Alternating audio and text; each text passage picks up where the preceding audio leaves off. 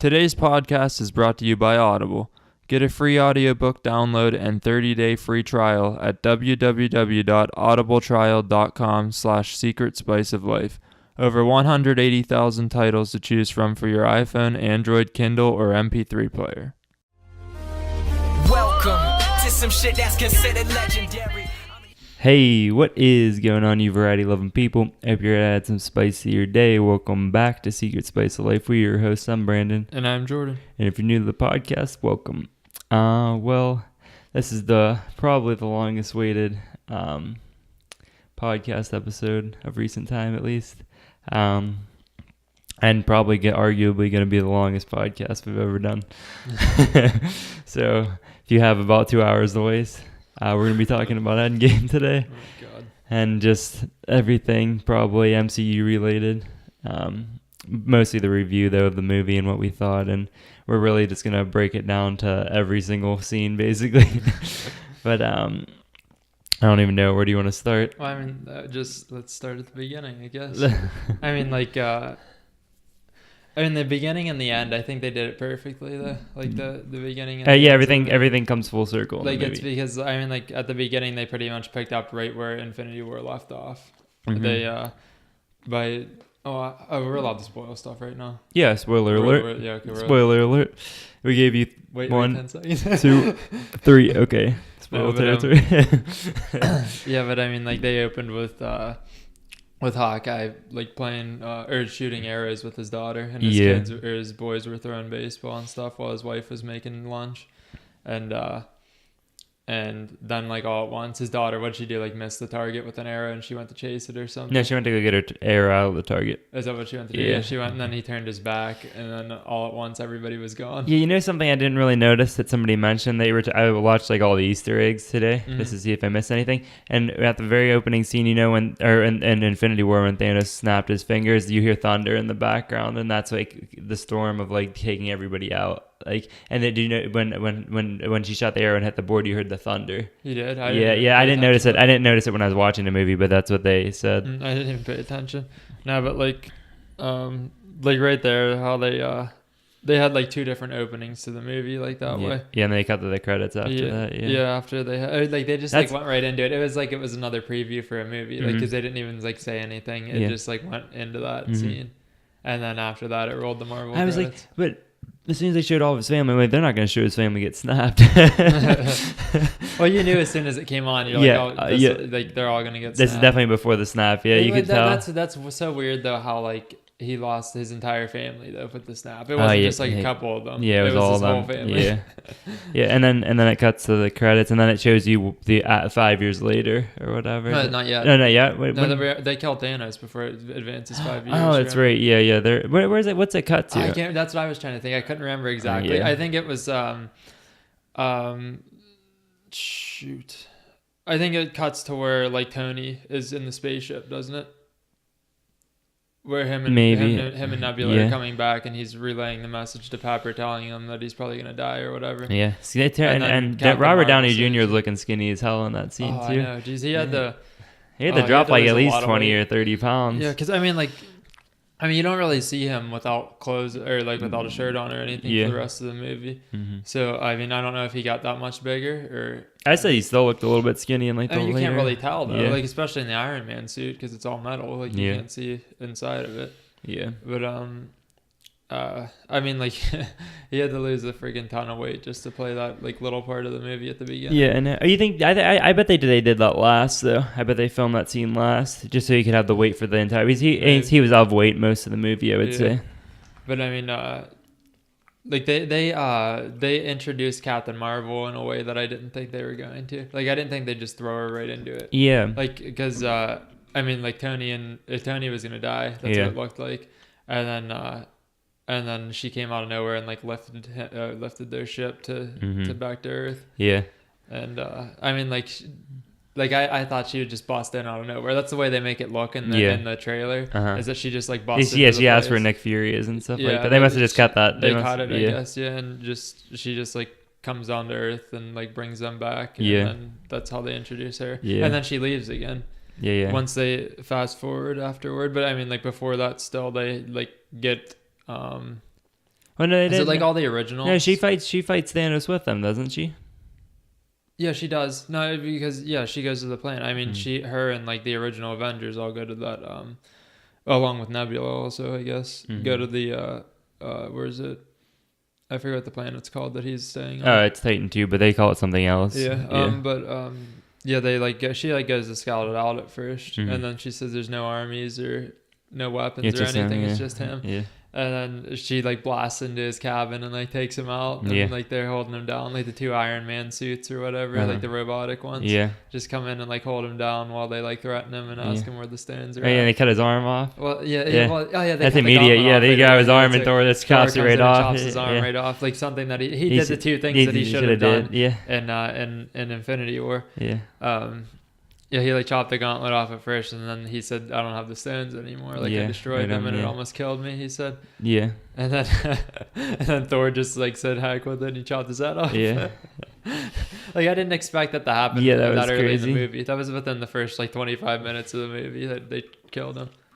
The movie surprisingly popped off pretty fast. Yeah, I mean, like there was a lot of action like in the first part of the movie, like the first half hour, yeah, and then it slowed down for a couple hours, and then like the last half hour or so, it was like it was nuts. But after they killed Thanos, I didn't know where they were gonna go after that. But I didn't expect them to do what they did next. They just like skipped directly to like 5 years ahead. Mm-hmm. And then it was like Captain America sitting in that. It was like an Alcoholics Anonymous, but it was for like relationships, I think, or something. Like they were trying to. He was trying to like help people build relationships. Well, and cope with whatever would happen. Cope with the world like halfway ending, I guess. Yeah. Oh yeah, and for the record, the guy that was talking to Cap in the Circle was one of the writers on Thor.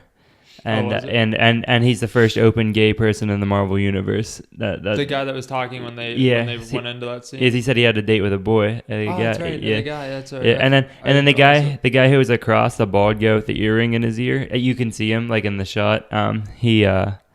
He's the guy who wrote Infinity Wars. He was. Yeah. Huh. Like not the movie, but the comics. Yeah. I didn't even know that. Yeah, I saw that today. Those were 2 Easter eggs like in that scene. Jeez. I mean, like that. It's so weird, like how they just like skip 5 years ahead and the world's completely run down because like half of the population's gone, so they can't keep everything going. Oh, like sports are no longer a thing. That's the first thing they showed was City Field in New York. Oh yeah, it's completely empty. Then the parking lot's just completely like full of cars and stuff. And then you could just see the city was like run down and everything, and I don't know. It was just weird how they like just went right into that. Yeah, and then they cut to then they show everybody. They show everybody first. They show like they skip around, and then they show Scott escape from the. That's the one problem. That's one of the problems I had with the movie. That might have kept it from being a perfect movie. I mean, like I know, I get it. I'm not that upset about it. Just like we were watching the Carlin Brothers podcast. Yeah, he said that it was a necessary part of the story. It was a huge part of this one. But they undercut us with that, man. They could have a better. Like if it's one, it's a rat. As soon as I saw the rat cone, I'm like, no, don't do it. Don't be this the way that he gets out of here. The way they wrote it though, to skip 5 years ahead, they had to do something because. Like his van was locked in like a storage unit, and like there was no other way that he was going to be safe. That's one of the qualms I have with the movie. They like literally takes like an entire point off the movie, like right off the bat. Though I mean, like it's kind of stupid because I feel like that's just lazy writing, though. Well, I mean, like it's kind of stupid because you think like, if a rat can do it, how come the people that moved it into the storage unit didn't accidentally hit a button or something and knock him out? Because that's all it did was literally hit like one button and like it flipped a switch or something and it just turned it back on and he got out. I was like, holy crap. Like, as soon as the rat was crawling on it, you're like, oh, this is how they're going to pull him out. Yeah, like that. That's so stupid. It is kind of dumb. But, like, that's the only real part of the movie that was like, oh, man, like, why'd they do this? Yeah. I mean, I did. The one Carlin brother was saying a lot, like, a couple of different. He still gave the movie, like, a great review and stuff. But, like, he was saying, like, a couple of different things. He said the comedy at some points was, like, too funny to what the situation should have been. Like when we get to it, I'll get to it. He said some of the stuff that they say and stuff made you like it would be like, oh yeah, that's kind of dumb. But no, they like that's when the 5 years later is when they skip ahead and they introduce reintroduce everybody, I guess. Yeah, and then they cut to like the Avengers place and Scarlett Johansson's having a talk with Captain Marvel, Rhodes, It was Nebula. Yeah, Nebula and Raccoon. Yeah. But when Captain Marvel gets her haircut, that's a flashback to her comic because that's how her hair actually is in the comics. I didn't know that. I figured her hair was shorter in the comic books. And she says the road. She tells him to be safe because apparently in the comic books they're a thing. So that's kind of just like a nod to that. Who is? Rhodes and Captain Marvel. Oh, they are. Yeah. Oh, I didn't know that. Huh. I wonder if like they'll spin something off of that though, since they're both like. I mean, do you think Rhodes is done though? Do you because he's been in it since freaking Iron Man 2, right? I don't know. I don't know about any of the characters. Like what the hell they're gonna do with them. I mean, like he's been in Marvel Universe. Oh, he's been there since Iron Man 1. No, I don't think he was in the first. Yeah, he's in the first one because that's when he first gets his suit. Is in the first one. Where was he in the first one? I just watched it the other day and I don't remember seeing him. The first one's where they fight. The other. There's a different army guy that's in the first one. Oh, is it? Yeah, it's some like Sergeant or whatever that's in the first one, and I don't think you even see him anymore in any of the other ones. Okay. I can't remember to be honest, but like I just watched it the other day, and he's Tony's friend, this like army dude, like sergeant guy or something. Yeah. But I don't remember seeing Rhodes in it, unless he's in it right at the end. But I swear he was in all of them. I think he's in the second ones where they introduce his suit. Is it? Yeah, that's when Tony makes all those different Iron Man suits and everything. And I'm pretty sure that's when Rhodes comes in. Okay. Well, yeah. He does get a suit then because he helps Tony fight all like the suits that turn on him. Yeah.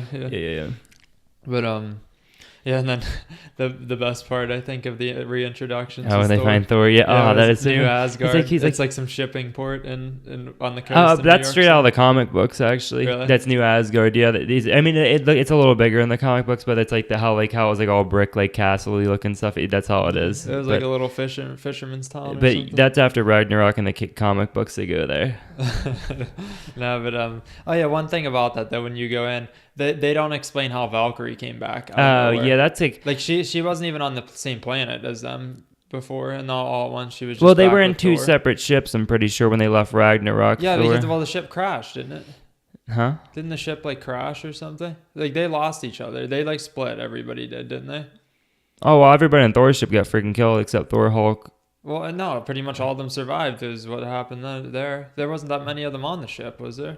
They were on. There was a lot. If you watch the end of Ragnarok, like 6 or 7 people on it. Oh no, there was like at least like 20. Oh, you mean all the people that jump on to leave when? Yeah. It's like it's still Asgardians, but they got split in half. There's like some on that ship, and I think some on the other ship with Valkyrie and Meek in them. Yeah, I mean, but like I thought Valkyrie got stuck on like some other planet or something. I don't think the Nowhere planet where they fought, where Hulk and them. Yeah, where Jeff Goldblum and stuff was.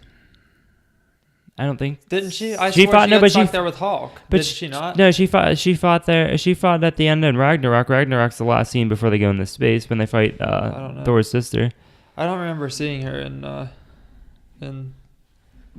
Was she in Infinity War? No. No, people were wondering where she was in Infinity War, and that's why they thought that Hulk was fake. She just comes back out of nowhere, and like at the beginning of this movie, I don't know. I mean, like that's the only thing that I was like, where did she come from? Yeah. But that the scene when they reintroduced Thor is the funniest scene in Marvel history. That's like fact. He's like Thor, the guy that's calling me a dickhead's back. He's back. He's calling me a dickhead. Yeah. He's like he's like, listen here, I'm gonna come down to your mom's basement and I'm gonna rip your arms off and shove them up your butt.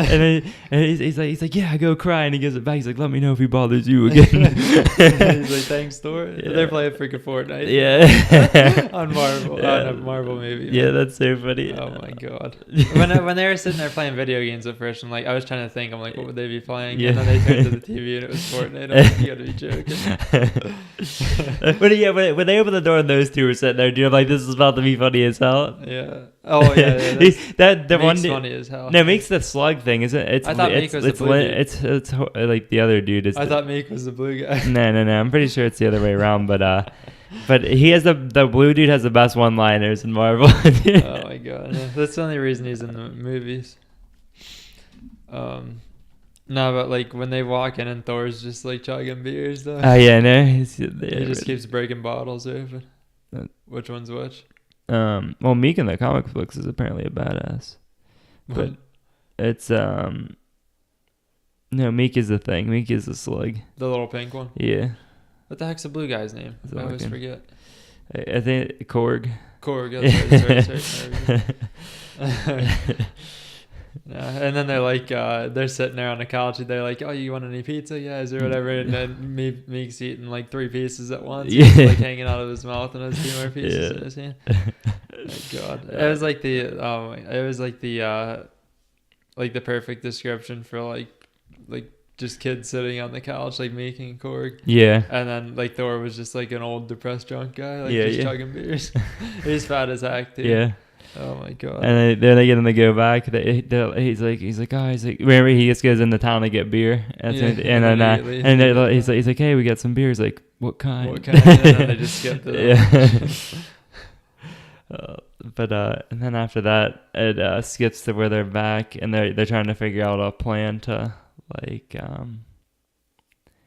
they'll like kind of reverse everything. And Tony's like, well, that's when Iron Man comes back. Yeah, right? he's like sick. Yeah, or not Iron Man. Jeez, Ant-Man comes eventually. Does he come back before Thor comes back or not? I think it's the same time, doesn't he? Yeah, it's like around the same time. But no, I think it's Captain America and Black Widow are the only 2 people there when he comes back. Yeah, so it's before. It's before, I think. Before? Yeah, I think he's the first. It like skips around. He's the reason that they go find everybody, though. Yeah. Oh yeah, yes it is. Cause he comes knocking on the door, and Captain America's like, he's like, is that an old video or something? She said, no, it's the front gate. Yeah. And then he comes in and like starts. He's like pacing around, like freaking out. Like he's like, what if we can find a way to go back in time or whatever, and just and get the stones before Thanos does? Yeah. And then he stops for a second. He's like, anybody eating that sandwich? And he goes and takes a peanut butter sandwich off the table. Yeah, but one of the Carlin brothers mentioned that Paul Rudd get the most screen time over any character in the movie. Oh, he was the most important character in this movie, though. Like, he's the only reason they even decided to do anything. Yeah. Because they were just going to let it go. They let it go for 5 years. I feel like Paul Rudd has been like an overshadowed character, especially because how like funny he is and stuff like that. Yeah. But then they get everybody together, and then they're devising like a plan to figure out where all the stones are and stuff like that. Well, Tony kills himself almost kills himself when they're trying to plan what they're gonna do. Like at first, when he's first back. Oh yeah, and they're all arguing over like he's like, oh, this isn't possible, like we can't do this or whatever. He's like, it's over, and then he pulls the thing out of his head. That was like before they even killed Thanos. Was it? Yeah. Was it before? That was like super early. Yeah, in the but movie, like he almost like killed himself. He was like depressed and like I don't know, just like frustrated, I guess, when he got back. Yeah. But like he almost killed himself like twice right at the beginning, or he almost died twice at the beginning of the movie, and then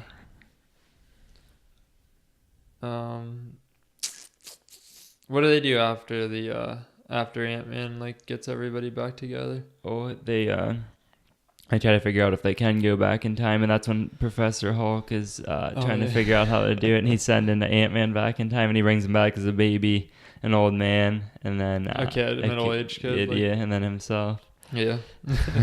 He's like that's time travel for you. Oh yeah, one other thing that I had, I mean, not like a problem with. I thought it was like okay. It was like a haha moment, I guess. But is when they're in the diner and those kids ask Hulk for his autograph, and he's like kind of playful about it. Like I don't know. I felt like that was not his personality. That's what Professor Hulk is, isn't he? Though, like him, like learning to finally control the Hulk. Yeah, they're at peace with each other. Yeah, he's not angry all the time. Like even when they eventually go back later in the movie to like back in time to get the stones, it's still like tough for him to like get back angry. Into the angry part of him, because he has to start like smashing shit and everything. And he's still not really like angry though. Yeah, like he's just doing it to do it. But what was I gonna say? Oh yeah, and like when they're trying to plan stuff out or like talk about traveling back and everything, they keep like making sure they emphasize that like going back in time and doing things differently isn't going to change the future or whatever, or like change it to the point where like things are different besides Thanos not getting the stones. They keep like emphasizing that, but like that was like one part that I was like I mean, like, I'm sure a lot of people were like, all the time, like, when you go back in time and completely change everything, that like, some stuff shouldn't happen then. Thanos shouldn't be going around and stuff. But they that's how they debunked that theory, though, is because that they compared this movie to all the other time traveling movies, like Back to the Future, Butterfly Effect. They just made fun of it pretty much. But they did the exact same thing that happens in in freaking all those movies. No, not really though, because Back to the Future it completely changes. No, the future. no, yeah, okay, yeah, but they still do all the things. They avoid themselves. They don't do anything different. They don't though, because Captain America. He fights himself. But he does hit him with the scepter, so he doesn't remember. Yeah. That's the only time they run into themselves, I think, right? Yeah. Is him fighting himself, but he erased his memory, so it doesn't matter. Yeah. But see, like I wondered though, like if they just let that go, would that change anything? Yeah, I think it would change something. But Do you think? But I have a couple stipulations about the whole time traveling thing, but we'll get to that after the end scene. But